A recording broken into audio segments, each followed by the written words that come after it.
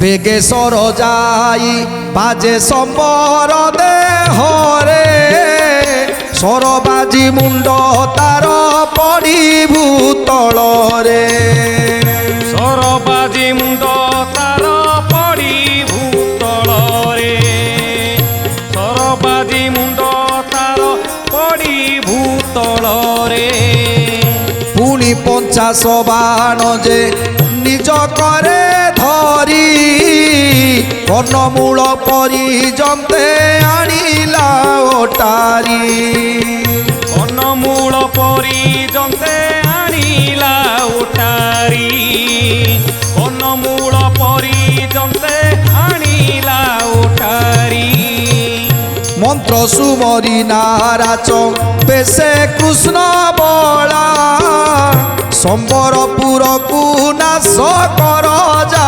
বইলা সম্বরপুরকু নাশ কর যা বইলা সম্বরপুরকু নাশ কর যা বইলা। ଗୋଟିଏ ବାଣରେ ସମ୍ବରର ମୁଣ୍ଡକୁ ଛିଡ଼େଇ ଦେଲେ। ଏଥର ଆଉ ଗୋଟିଏ ବାଣ ବିଦ୍ଧ କଲେ।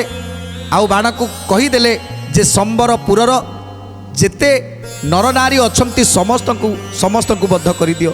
ତେଣୁ ସେ ତୀରଟି ଯାଇ ସମସ୍ତଙ୍କୁ ବଦ୍ଧ କରିଦେଲା। ଯେତେ ସମ୍ପଦ ଥିଲା ସେ ନଗରଟାକୁ ମଧ୍ୟ ଆଜି ଧ୍ୱଂସ କରିଦେଲେ ତୀର ମାରି। ଜୀବଜନ୍ତୁ ଆଦି କରି ଯେତେ ତଇଥିଲେ କାମ ସରଘାତେ ସର୍ବେ ବିନାଶ ହୋଇଲେ। গোবিন্দ মাধব কৃষ্ণ ত্রিমধুসূদন গোবিন্দ মাধব কৃষ্ণ ত্রিমধুসূদন প্রচণ্ড পবনে জেনে ঝড়ে পক্ব ফল দেশ ন সঞ্জাতে সর্বে পড়ি বহি তল। গোবিন্দ মাধব কৃষ্ণ ত্রিমধুসূদন গোবিন্দ মাধব কৃষ্ণ ত্রিমধুসূদন রকতরে কর দব হেলা বসুন্ধরী জয়নাদ কলে দেবে থাই স্বর্গপুরী। জয়নাথ কলে দেবে থাই স্বর্গপুরী জয়নাথ কলে দেবে থাই স্বর্গপুরী। ଗୋଟିଏ ଗୋଟିଏ ତୀରକୁ ମାରି ତାଙ୍କର ସମସ୍ତ ଧନ ସମ୍ପତ୍ତି ଘର ଦ୍ୱାର ସବୁକିଛି ନଷ୍ଟ ଭ୍ରଷ୍ଟ କରିଦେଲେ। ଯେମିତି ସମ୍ବର ରାଜ୍ୟଟା ସମ୍ପୂର୍ଣ୍ଣ ଭାବରେ ବିନାଶ ହେଇଗଲା। ଏସବୁକୁ ଦେଖି ଆଜି ରତି ଖୁସି ହେଉଛନ୍ତି ଆଉ ମୀନକେତନ ମଧ୍ୟ ଖୁସି ହେଉଛନ୍ତି। ଆଉ ନା ସେଠି ଜୀବଜନ୍ତୁ ଅଛନ୍ତି ନା ସେଠି ମଣିଷ ଅଛନ୍ତି ନା ଅସୁର ଅଛନ୍ତି କେହି ବି ଆଉ ନାହାନ୍ତି। ସମ୍ବର ରାଜ୍ୟଟା ସମ୍ପୂର୍ଣ୍ଣ ଧୂଳିରେ ମିଶିଗଲା ମାଟିରେ ମିଶିଗଲା। ଏସ ନରୀତି ଦେଖିନ ସ୍ୱର୍ଗେ ସଚି ସାଇ ଏକାନ୍ତେ ବୃହସ୍ପତିକୁ ପୁଛା ସେ କରଇ। একান্তে বৃহস্পতিଙ୍କୁ পুছা সে করই একান্তে বৃহস্পতিଙ୍କୁ পুছা সে করই।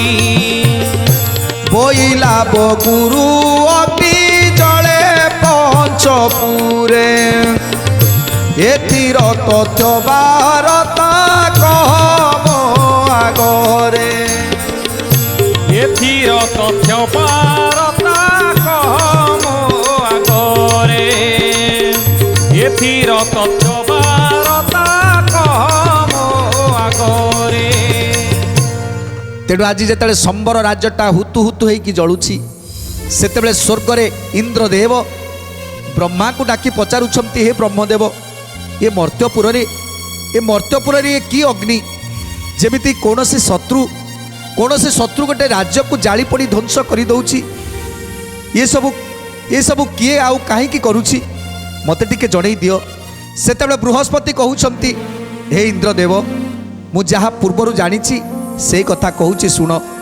ଇଦଂ ପ୍ରତିବାକ୍ୟ ବଦୟନ୍ତି ବୃହସ୍ପତି ସାବଧାନ ହୋଇ ତୁମେ ଶୁଣ ସଚିପତି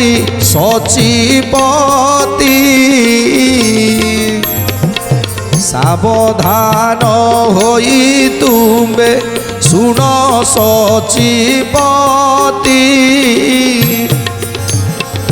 সাবধান হই তুম্ভে শুণ সচিপতি সাবধান হই তুম্ভে শুণ সচিপতি অনেক কাଳର ଏହା ପୁରାତନ ବାଣୀ ତିନି ମନନ୍ତର କଥା ଆମେ ଅଛୁ ଜାଣି